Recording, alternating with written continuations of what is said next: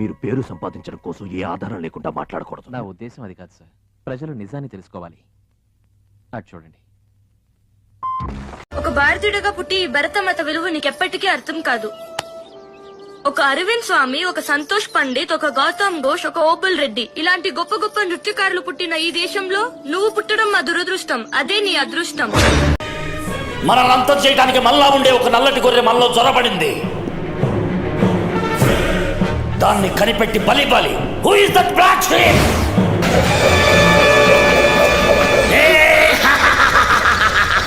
Black sheep.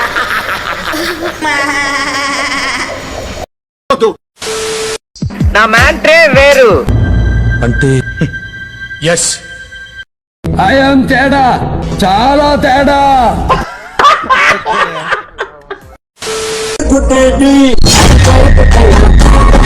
ఏంట్రా పాల ప్రకటనలో వచ్చే పరమగోవులాగా బాని పళ్ళని బయటెట్టా?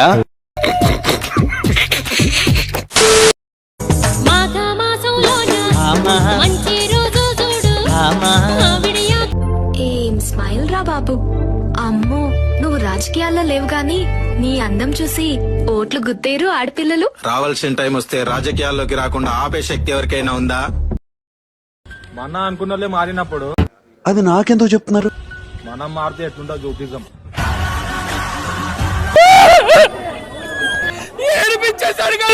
ఏంట్రా ఈ మధ్య డాన్స్ ఎరగదిస్తా ఉంటా చూస్తారా అండి?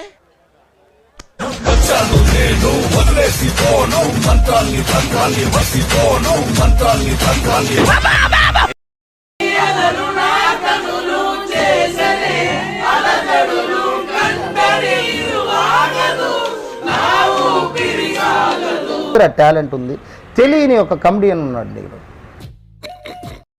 బేసిక్ గా మనకి కోసుకోవాలంటే చాక్ ఎక్కడ ఉంది, చాక్ ఎక్కడ ఉంది, చాక్ ఎక్కడ ఉంది తెలుసు. కానీ ఇప్పుడు అవసరం లేదండి, ఎందుకంటే ఇదే చాకులో ఉంటది కాబట్టి. అబ్బా చూసారా అండి, ప్యూర్ బ్లడ్ అండి ఇది. అని ఎవరికైనా చూపించండి రా, వదిలేయకండి రా బాబు అని. అలాగా లోపల సౌండ్స్ ఏంటి? సారు లోపల ఎక్సర్సైజ్ చేస్తున్నారు, బ్రీతింగ్ ఎఫెక్ట్. ఏ బాబోయ్, ప్రీతి ఎలా ఉంటే బాడీ ఎలా ఉంటుందో. 25, 38, 100. బిల్డప్ ఎక్కువ. ఇక్కడ నాగరికత జాడలు ఎక్కువగా కనిపిస్తున్నాయి. నాకు ఉపయోగపడేవి ఏమైనా ఉన్నాయేమో చూస్తాను.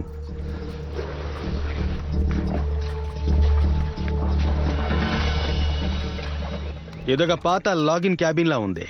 ఇది ఎంత బాగుందో చూడండి. లోపల మనకు ఉపయోగపడేవి ఏమైనా ఉన్నాయేమో చూద్దాం. ఉంటే వాటిని వాడేసుకోవడమే.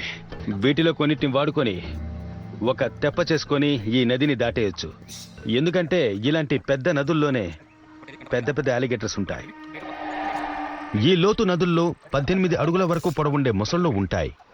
అటువంటి భారీ మొసళ్ళున్న నదిలో దిగితే కురివితో తలగొక్కున్నట్లే అవుతుంది. అక్కడ కాటన్ మౌత్ ఉంది. తడబాటు లేకుండా చక్కగా ఇట్టే వస్తుంది చూడండి. అదిగో మీకు కనిపిస్తోందా? చిన్న మెదడు చితికింది, పెద్ద మెదడు పగిలింది.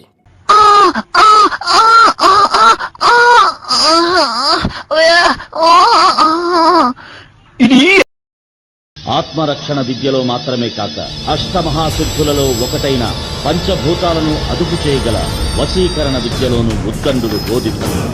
తమ జీవితంలో ఇటువంటి అద్భుతాన్ని చూడని చీనా ప్రజలు తమకు ఆ ఆత్మరక్షణ. తమ్ముడు చాలా ఎదిగిపోయాడయ్యా. అరే ఆని పేరు నువ్వు చెప్పుకున్నాడు కాదురా, రేపటి నాడు ఆని పేరు చెప్పుకోవాలరా సాలే.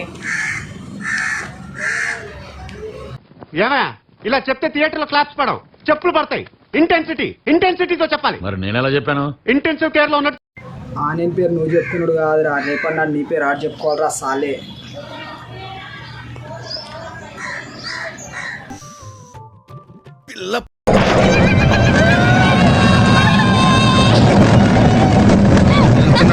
అయ్యో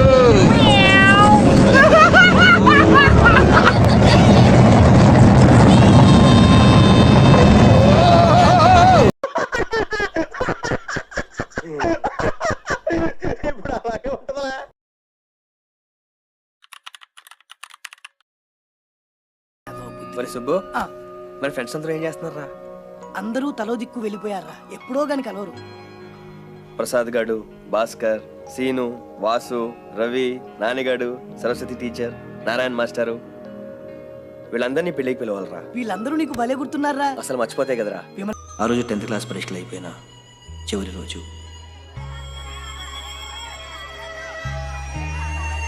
స్మైల్ ప్లీజ్.